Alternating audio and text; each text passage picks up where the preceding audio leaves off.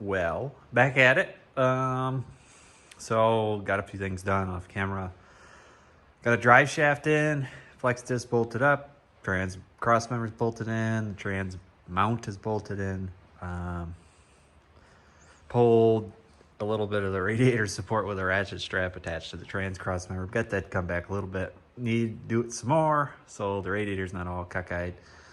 Right now, I'm going to take the intake off and the plastic cover to the valve cover. So I'm going to replace the soft lines, the return hoses from the injectors, pipe up the fuel feed and return, and take a look at what we got to do for a throttle linkage. But I think for the most part, all the big stuff's done. So waiting on a starter, and I'm going to get a starter main lead for the positive cable on the battery from an E320, another W124, because M104s had the starters on this side. Might just do a temporary one from like O'Reilly or whatever, long black one, but I'd like to get a factory one in there at some point. So without that, let's rip the plastic cover off and the intake off and get moving.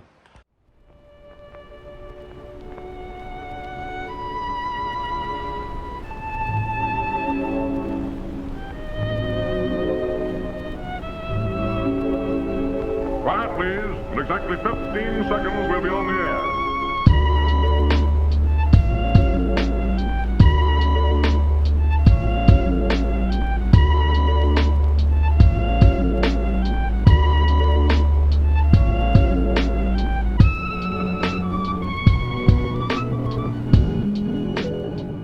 Let's get you guys up to speed here.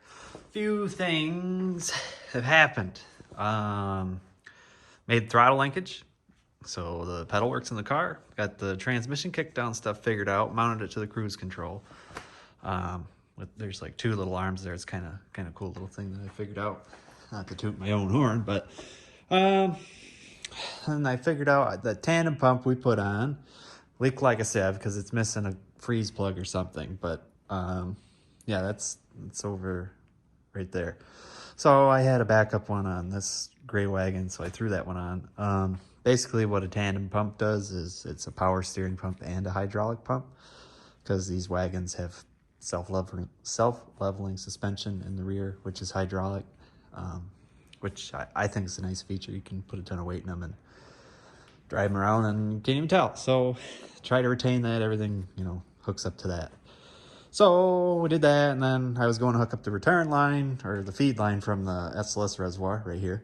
Of course, it's leaking like a sieve. So went uptown, got some trans cooler line, and I'm just putting that on right now. So yeah, I think that covers everything. Oh, and we got the vacuum booster line hooked up too, back there.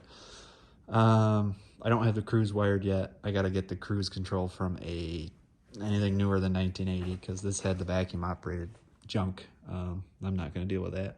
Not to say that the electronically operated cruise is any good. The amplifiers always go, but what can you do when things are this old? So yeah, I'm going to finish up this return line. Just have to run over there to the pump. I put oil in the engine already. I need to run my positive cable from here to the starter. I need to run my trigger from the little smaller gauge wire, extend it from over here to over there, so the key starts it. Glow plugs are plugged in. Harness is made for the glow plugs. Need to put transmission fluid in it. Top up the hydraulic fluid. We should be off to the races. So I'm going to do some of that. Here we go.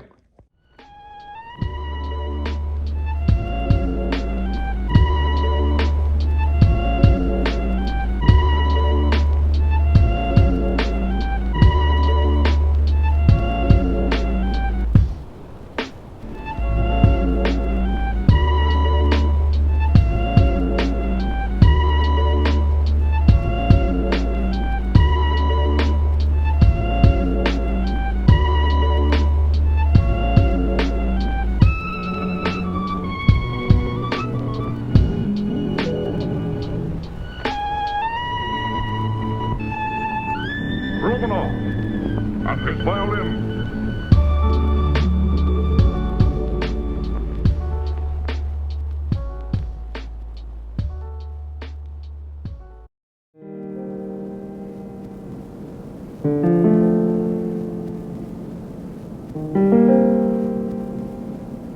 The story you were... Okay, changing the thermostat housing to have a smaller hose size on there so I don't have to mess around with the one on there.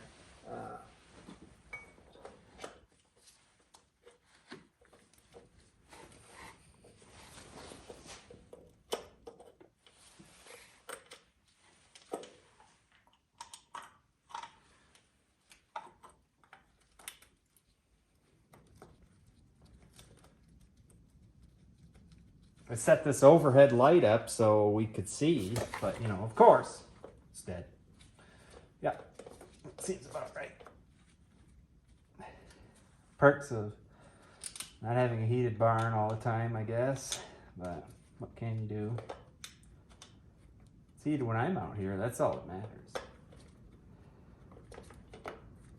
Oh, looks like I forgot to tighten the alternator belt, or bolts, so I have to do that. That'll be easy.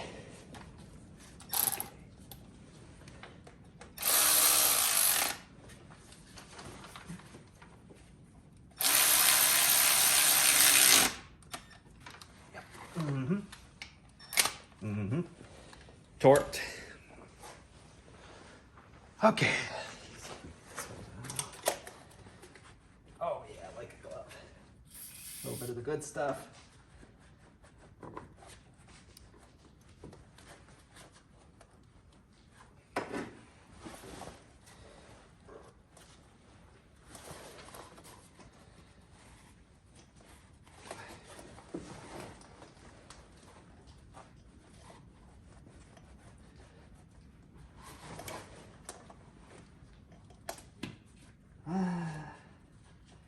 I don't know, kind of pinched. I'm gonna go look for another hose. We'll get back at it. All right, look at this contraption.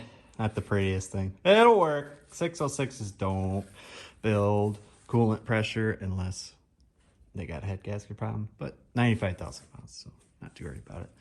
Let's get this sucker ripped in there.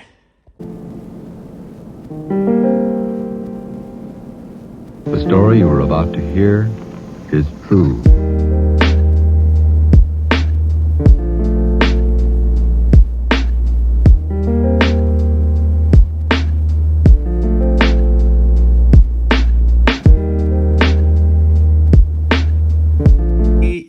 Alright, we got a cooling system. Well, it's plumbed anyways. That lower hose snagged in there has to kind of come up, go around the alternator and then plug there. Then we just have the cutest little hose that goes into the radiator. It's nice and short. Kind of tricky because its engine's kind of far forward, but it'll work. Got room for an E-fan, that's about it. But yeah, it's kind of hard to tell with all the hoses in there, but I think I can snag one in there. Put it over on this side. So yeah, we got to do some alternator wiring. This has the old 123 style plug with like 3 pins. So we just got to change them to be D-rings, or not D-rings. I don't know, the circle crimp-on things that go to an alternator, those. That's what it's got to be. And then I think that's it for wiring up here. Then we got to do the exhaust. And I kind of want to make it run before I do the exhaust. Just I need that extra kick of motivation. So I'm going to tighten those alternator bolts and then see if I have some terminals for that. Unlikely, but we'll see. Well, things have escalated. We have an exhaust. We have a different radiator, so we have an overflow tank. Stand-in W210 overflow tank for now. I don't like the looks of it, so I'm gonna put the original one in there. You can still order them for 123s.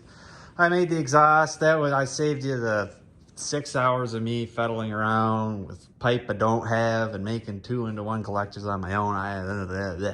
Doesn't look that great, but it works. And then I was gonna sit here and let her crank for, I don't know, 5 minutes until they come around and show you guys the last bit of it, because usually these take forever to crank. I went to crank the sucker and she fired right over in about 5 revolutions. I was so shocked. So I guess I'll start it for you, and you guys can watch everything rattle around the engine bay.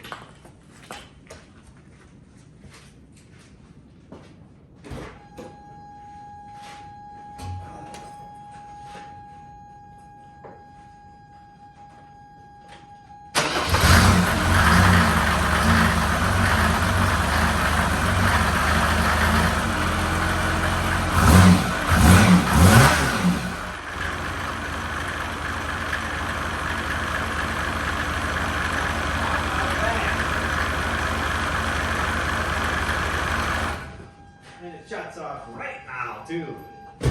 My horn doesn't work. That's kind of sad, but we'll figure that out. But yeah, I guess next order business is literally clean the disaster that is the shop. And like, holy moly, you know, when I work on stuff, it explodes. If it's mechanical stuff, I can keep it to this cart because I'm working under the car or whatever. But but I needed the start. I needed to hear it.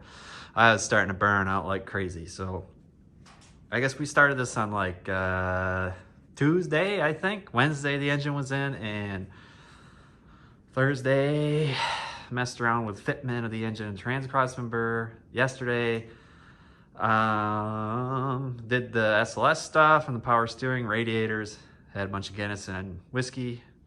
And then today made an exhaust and ran the power lead over. You can see that disgusting red cable. I ordered one from a W123 A320, so it'll be black and everything will be factory, but that works for now. So I'm gonna keep putting ATF in it, fill up with a coolant, and there we go. Wow, I'm excited.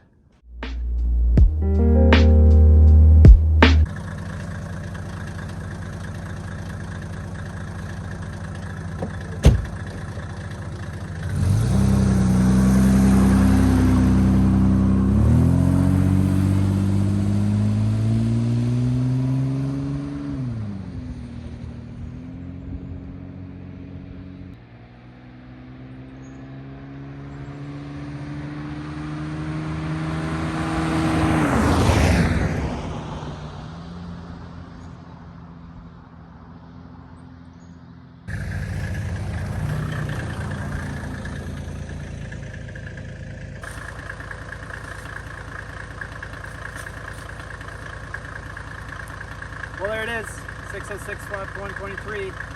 Runs and drives great, way faster, smoother. Use a quieter exhaust, but call it a success.